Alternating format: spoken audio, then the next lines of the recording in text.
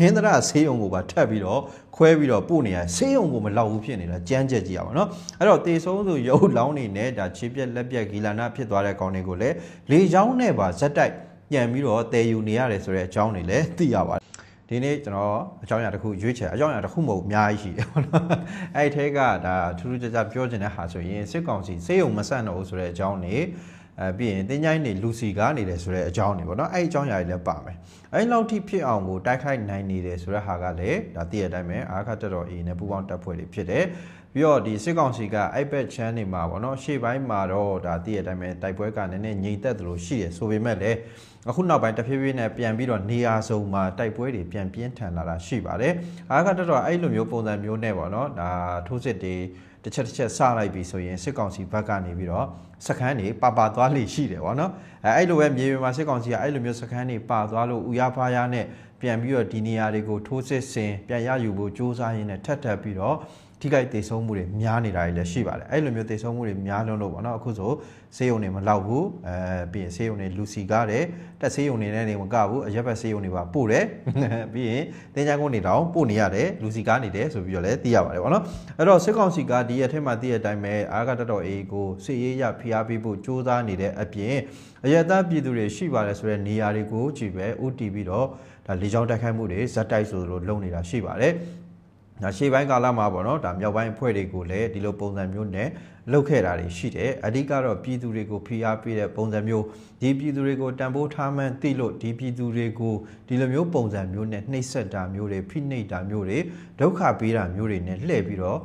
ရန်တိုက်တဲ့ပုံစံမျိုးတွေလုပ်တယ်ပေါ့ဗျာအဲ့တော့ဒီပြည်သူတွေအနေနဲ့ကြည့်မယ်ဆိုရင်အခိုင်ပြည်သူတွေကဒီထက်ပိုပြီးတော့ဆိုးဝါးစရာလည်းအကြောင်းမရှိတော့ဘူးဗျဘာကြောင့်လဲဆိုတော့ရှေ့ပိုင်းတစ်လျှောက်မှာလည်းအဲ့လိုမျိုးပုံစံမျိုးတွေရှိခဲ့တယ်ပေါ့နော်ကျွန်တော်ဆိုရင်ဒါရခိုင်ကဒါပြည်သူတွေတဲ့ကအချို့နဲ့ပေါ့နော်ဒီစေးနဲ့ပတ်သက်တဲ့ကိစ္စမျိုးတွေဒေါ်လာနဲ့ပတ်သက်တဲ့ကိစ္စမျိုးတွေရခိုင်ပြည်နယ်အတွင်းကအခြေအနေတွေဒါနဲ့ပတ်သက်တဲ့ဟာတွေကိုဟိုးရှေ့ပိုင်းကာလကဟာတွေကအထိကျွန်တော်ပြန်ပြီးတော့ဒါစကားဆက်မိရင်းနဲ့ရင်းနှီးလို့ပြောမိတာရှိတယ်ပေါ့ဗျာအဲ့တော့ကျွန်တော်အများကြီးပဲသိခဲ့ရတာရှိတယ်ရခိုင်ပြည်တွင်းမှာရှိပါတယ်ဆိုပြည်သူတွေ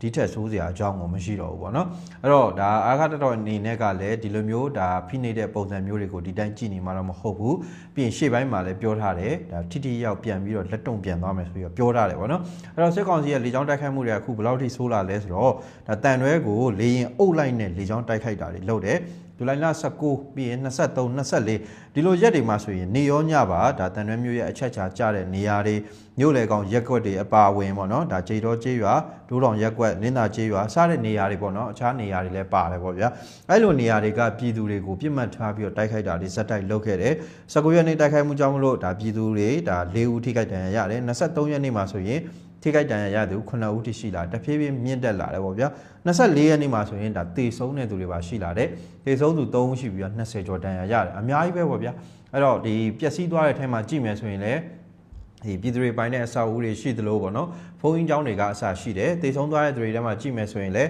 ကလေးတငယ်တွေပါတယ်တန်ဃာတော်တွေပါတယ်အမျိုးသမီးတွေပါတယ်ပြီးရင်ဒါအမျိုးသားအဆုံပေါ့လေနော်အဲ့လိုပုံစံမျိုးနဲ့ခွဲခြားမှုမရှိဘဲနဲ့ကိုလေကြောင်းပုံကျဲတာတွေလုပ်နေတာရှိပါတယ်ဗောနော်ပြီးတော့ဒါသူတို့တွေကပါဇက်ကနေအမြဲပြောတဲ့အမျိုးဘာသာတာနာဘာဖြစ်တယ်ညာဖြစ်တယ်ဗောနော်အဲ့လိုဘုန်းကြီးတွေဘယ်သွားတည်နေလဲတော့မသိဘူးဗောနော်အခုဆိုရင်လည်းဘုန်းကြီးကျောင်းတွေကအစစစ်ကောင်စီကလူမဆန်စွာရက်ဆက်စွာနဲ့အခုလိုမျိုးလေကြောင်းတိုက်ခိုက်မှုတွေလုပ်နေတာဖြစ်ပါတယ်အဲ့တော့ဒီလိုမျိုးအရသားပြည်သူတွေပေါ်မှာဒီလေကြောင်းနဲ့ဗောနော်အနိုင်ကျင့်နေတယ်ဆိုပေမဲ့လည်းဗောနော်မြေပြင်မှာကတော့လက်နက်ချင်းရှင်တိုက်တဲ့နေရာတွေမှာတော့စစ်ကောင်စီကအာခတ်တော်အေနဲ့ပူပေါင်းတပ်ဖွဲ့တွေကိုအခုအချိန်ထိအရှုံးပေးနေရဆဲဖြစ်ပါတယ်အချို့တက်တွေဆိုရင်စစ်ဦးကျိုးသွားပြီးတော့ဗောနော်ဒါတက်တွေကိုပြန်ပြီးတော့ဆွဲထုတ်နေရတဲ့အပိုင်းတွေရှိလာတယ်ပဲခူးတိုင်းအနောက်ချမ်းဒါပတောင်းညောင်ကျိုးဒီစစ်မျက်နှာတွေမှာဆိုရင်စစ်ကောင်စီကဇက်တိုက်ကို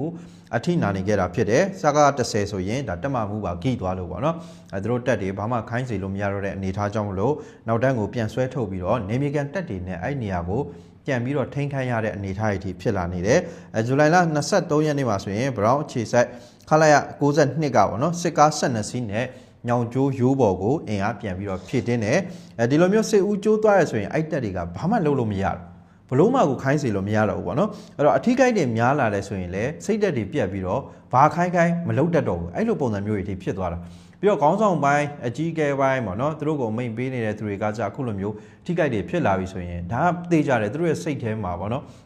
ဘလို့မှအဆင်မပြေတော့အဲ့အကြီးပိုင်းဆိုတဲ့ကောင်တွေကအနောက်မှာနေတာလေဗျာအဲ့တော့အဲ့လိုကောင်မျိုးတွေတောင်တည်ရသူတို့ရှေ့မှာတိုက်ခိုင်းခံနေရတဲ့ကောင်တွေကဘလို့မှစိတ်တွေကအဆင်မပြေတော့ဘူးပေါ့နော်ဒါကြောင့်မလို့စစ်ကောင်စီတပ်ကဒါရှေ့တန်းနေထွက်တယ်ဆိုရင်စစ်ဦးဘလူးဆိုတဲ့ပုံစံမျိုးနဲ့သူကအမြဲတမ်းကျင့်သုံးခိုင်းတာတွေရှိတယ်အဲ့လိုမျိုးပထမအချီအောင်မြင်တယ်ဆိုရင်သူကနောက်ပိုင်းနေလဲအောင်မြင်တယ်ဆိုပြီးတော့ယူဆတတ်ကြတယ်ရန်သူကအစကြောက်သွားတယ်ပေါ့နော်ဒီလိုမျိုးဒါကြမ်းကြမ်းတက်တက်နဲ့စစ်ဦးဘလူးလုံးလိုက်နိုင်တယ်ဆိုရင်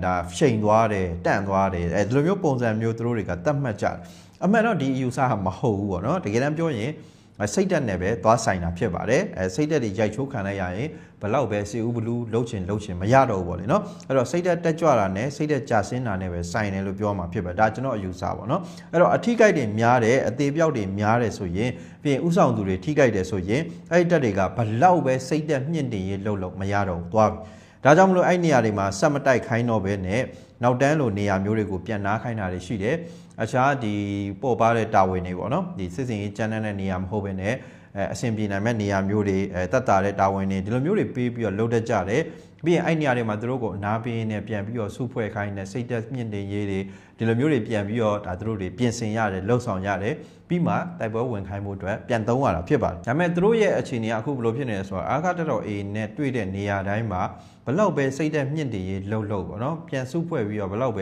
ခေါင်းဆောင်တွေပြောင်းဘလို့မှအဆင်မပြေနိုင်တဲ့အနေအထားတွေဖြစ်နေတယ်ရှေ့မှာဆိုရင်လည်းသူတို့အမြဲတမ်းအဲ့လိုလုပ်ခဲ့တာရှိတယ်ပေါ့နော်ဒီသွေးသွေးလောင်းတဲ့ကိစ္စတွေပေါ့ဗျာသွေးသွေးလောင်းတယ်ဆိုတာဒီထားပါတော့ဒီနေရာမှာတဲမှုတယောက်ကအခုလိုမျိုးဒါတေသွားတယ်ထိသွားတယ်ဆိုရင်သူကအဲ့လိုမျိုးပေါ့နော်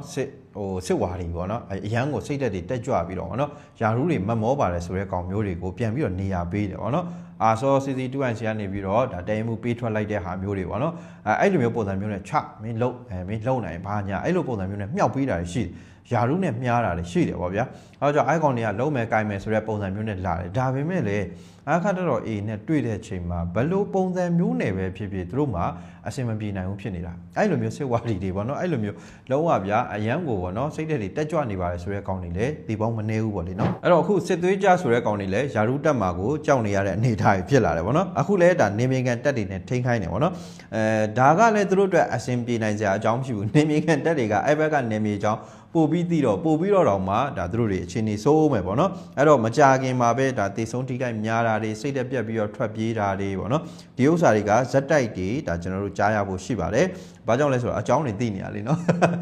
ဒီလောက်သူတို့ရှိမှတည်ထားတယ်ပေါ့နော်အဲ့ဒါကြတော့သူတို့အနေနဲ့လည်းဘလို့မှအဆင်ပြေနိုင်စရာမရှိဘူးဒါကြောင့်မလို့ဒီတက်ကိုဟိုထိုးခိုင်းဟိုတက်ကိုဒီထိုးခိုင်းဆိုတဲ့ဟာမျိုးတွေသူတို့လုပ်ခဲ့တယ်အခုအဲ့လိုရွေးချယ်စရာမရှိတော့နေမြေကန်တက်နေတဲ့မှာပြန်ပြီးတော့ထိန်းခိုင်းတာတွေလုပ်နေတယ်ဒါပေမဲ့လည်းအဆင်ပြေနိုင်စရာအကြောင်းတော့လည်းမရှိဘူးပေါ့လေနော်ပြီးတော့အထိကိုက်တွေကလည်းပေါ့နော်ဒါသူတို့ခိုင်ပြည်နယ်နဲ့အဆက်နေမြေတွေတော်တော်များများမှာဒါအထိကိုက်များတဲ့ပုံစံမျိုးတွေအများကြီးကြုံတွေ့နေရတယ်အရာဝတီတိုင်းတွေကတိုက်ပွဲတွေဆိုရင်အထိကိုက်များလုံးလို့စစ်ကောင်စီကဆေးရုံတောင်မဆန့်တော့လောက်အောင်ဖြစ်နေတယ်ပေါ့နော်အဲ့တော့စစ်ကောင်စီဘက်ကတိတ်မကြသေးခင်ကမှဒါ point 2ခွန်ကုန်းပေါ့နော်အဲ့ကုန်းရဲ့ကာငင်းကုန်းတွေကိုဒါဇက်တိုက်ဆိုသလိုသူတို့လက်လွတ်ခဲ့ရတာရှိတယ်အခါတော့အင်းနဲ့ပူအောင်တက်ဖွဲ့တွေတိမ့်ပိုက်ခဲ့တယ်ပေါ့နော်အဲ့တော့အိုက်ကုန်းတွေအိုက်ကကင်းစကန်ကုန်းတွေကိုပြန်ပြီးတော့ရယူနိုင်ဖို့အတွက်သူတို့အသေးအတန်ပြန်ပြီးတော့စူးစမ်းနေတာရှိတယ်စစ်ကြောင်းတွေဇက်တိုက်ထိုးတယ်တိုက်ပွဲတွေကလည်းအပြင်းထန်ဖြစ်ပွားတယ်အဲ့ဒီတိုက်ပွဲတွေအတွင်းမှာစစ်ကောင်စီအရာရှိအပါဝင်ပေါ့နော်ဒါသူတို့ရဲ့စစ်ကောင်စီစစ်သားအများပြားသေဆုံးထိခိုက်ဒဏ်ရာရတာတွေများလုံးလို့ပေါ့နော်ဆေးရုံတွေတောင်မှအခြေအနေမလှဘူးနေရာမဆန့်ဘူးလို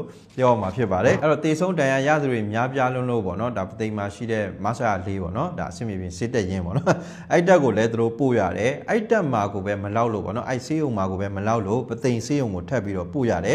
်ဒါတော့မှမနိုင်လို့ဟင်းသရဆေးရုံကိုပါထပ်ပြီးတော့ခွဲပြီးတော့ပို့နေရဆေးရုံကိုမလောက်ဘူးဖြစ်နေတာကြမ်းကြက်ကြည့်ရပါတော့အဲ့တော့တေဆုံးဆိုရုပ်လောင်းနေနဲ့ဒါခြေပြက်လက်ပြက်ဂီလာနာဖြစ်သွားတဲ့ကောင်တွေကိုလည်းလေချောင်းနဲ့ပါဇက်တိုက်ပြန်ပြီးတော့တည်ယူနေရတယ်ဆိုတဲ့အကြောင်းတွေလည်းသိရပါတယ်ဗောနော်အခုရပိုင်းနဲ့ဒါရိုးဘက်ကိုလေရင်ဇက်တိုက်တက်တယ်ရေကြီးဘက်ဆင်းဖို့များတယ်တန်ရအရာရှိတွေကိုတည်ထုတ်နေကြတယ်ဆိုပြီးတော့ ARD Time ကလည်းဒါဖော်ပြထားတယ်ဗောနော်ဒါပြင်တုံညိုင်ကင်းတင်ញိုင်ကုန်းတွေဗောနော်တင်ញိုင်ကုန်းတွေလည်းစီကားနေပါတယ်တိုက်ပွဲတွင်းဒဏ်ရာရတဲ့စစ်ကောင်စီရဲ့ဗိုလ်မှူးတအူးဒီကောင်တန်ရရတယ်ဗောဗျာတန်ရရတဲ့အချိန်မှာနောက်တန်နဲ့စစ်ဌာနချုပ်မှာရှိတဲ့မဆာ၄ခုနမဆာ၄ကိုသူပို့တယ်ပို့ပြီးတော့ကုတယ်ကုနေစဉ်အတွင်းမှာပဲဘလို့မှကယ်လို့မရတော့ဂီးသွားတယ်အဲ့တော့အဲ့လောင်းကိုဇူလိုင်29ရက်နေ့မနက်မှာပဲရွှေမြင်းတုတ်တန်ကိုပို့လိုက်တယ်ဆိုပြီးတော့တရင်အထူးတပ်ဖွဲ့ပသိမ်ကလည်းဖော်ပြထားတယ်ဗောနော်အဲ့တော့ဒီလိုမျိုးစစ်ကောင်စီရဲ့အထိနာမှုတွေဆေးရုံမလောက်မှုတွေတင်ញိုင်ကုန်းစီကားမှုတွေဒီလိုဟာမျိုးတွေဒီလိုတရင်တွေကနေရာအနှံ့မှာတွေ့မြင်နေရမှာဖြစ်ပါတယ်အဲ့တော့ဒီရွှေမြင်းတုတ်တန်ဆိုရင်နောက်ပိုင်းမှာ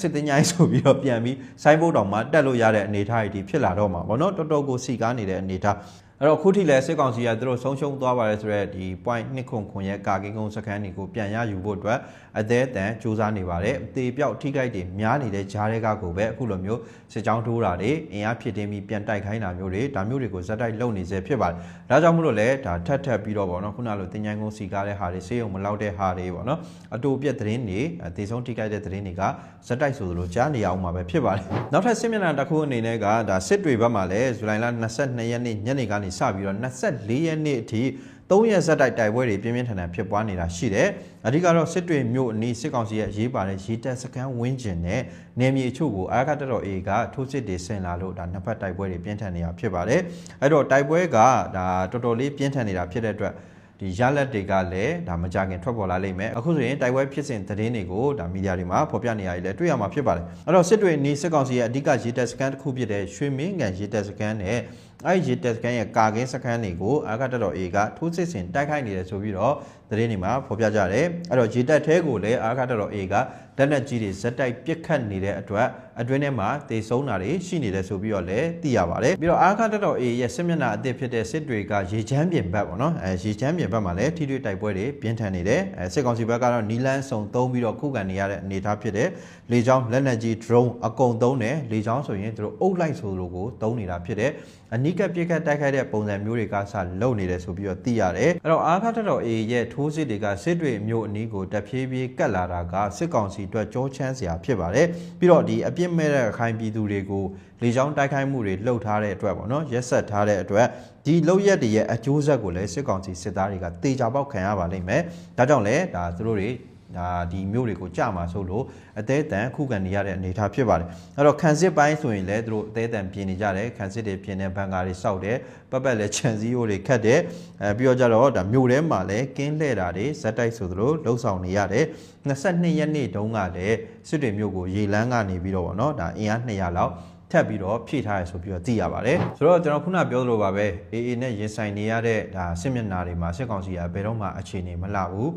ဇက်တိုက်ဆိုသလိုပဲသူတို့ထိုးစစ်တွေလှုပ်တယ်အင်အားတွေဖြစ်တင်းတယ်ရှိမြအင်အားအကုန်ပို့တယ်လေကြောင်းပစ်ကူ drone လက်နက်ကြီးပါရာမိုတာအကုန်ဂျိုင်ယိုကော်ပတာအစုံသုံးတာပါနော်အစုံသုံးပြီးတော့သူတို့တွေတိုက်ခိုက်နေတယ်မြေပြင်ကလည်းစစ်ကြောင်းတွေအများကြီးပဲပို့ပြီးတော့တိုက်နေတယ်ဆိုပေမဲ့ဘလို့မှသူတို့တိုးလို့မရတဲ့အနေအထားဖြစ်နေတယ်ဒါကြောင့်မလို့လည်းအထိကိသေးပြောက်စီးရင်တွေကဇက်တိုက်ဆိုလို့များနေတာဖြစ်ပါတယ်အဲ့တော့အဲ့လိုမျိုးပုံစံမျိုးနဲ့တချို့ရက်တွေမှာ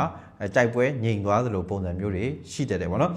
တိုက်ပွဲငြိမ်သွားတယ်တိုက်ပွဲသတင်းတိတ်မထွက်ဘူးဒါကလည်းတကယ်တမ်းမြေပြင်မှာတိုက်ပွဲမရှိဘူးလို့ဆိုလိုတာမဟုတ်ပါဘူးတကယ်တော့မြေပြင်မှာလည်းတိုက်ပွဲတွေကဇက်တိုက်ဖြစ်ပွားနေတဲ့သတင်းတွေတော့ထွက်ပေါ်ခြင်းမရှိဘူးအဲ့လိုမျိုးသတင်းတွေအခုလိုဟော့လာပြီးသတင်းတွေပို့ပြီးတော့ဒါကျေပြန့်လာပြီးထွက်ပေါ်လာပြီးဗောနော်ပြီးရင်စစ်မျက်နှာအစုံကလှုပ်လှုပ်ရှားရှားဖြစ်လာပြီးဟေ့ဆိုရင်သိကြတယ်စစ်ကောင်စီဘက်ကတခုမဟုတ်တခုပါလိမ့်မယ်ဒါမှမဟုတ်လဲအာရခတပ်တော် A ဘက်ကတင်းစီရရှိသတင်းတွေထုတ်ပြန်လာလိမ့်မယ်လို့ကျွန်တော်တို့ယူဆတယ်ဗောနော်ဒါကလည်းဒါတေချာနေတဲ့သူ့ရဲ့ဒါလုပ်ငန်းစဉ်တစ်ခုလိုကိုဖြစ်နေတာဗောလေနော်အဲ့တော့တိုက်ပွဲတွေပုံမူပြီးတော့ဖြစ်ပွားလာနေပါတယ်ဆိုတော့ရခိုင်ပြည်နယ်နဲ့ထိစပ်နေတဲ့နေရာတွေပြီးရင်ရခိုင်ပြည်နယ်တွင်းကနေရာတွေဒီနေရာတွေမှာတာဝန်ကျနေပါတယ်ဆိုတော့စစ်ကောင်စီစစ်သားတွေအတွက်မပြန်လန်းနေဖြစ်နေဦးမလားဆိုတဲ့ဟာကိုတော့ကျွန်တော်တို့ဆက်လက်စောင့်ကြည့်ရမှာဖြစ်ပါတယ်ဗျ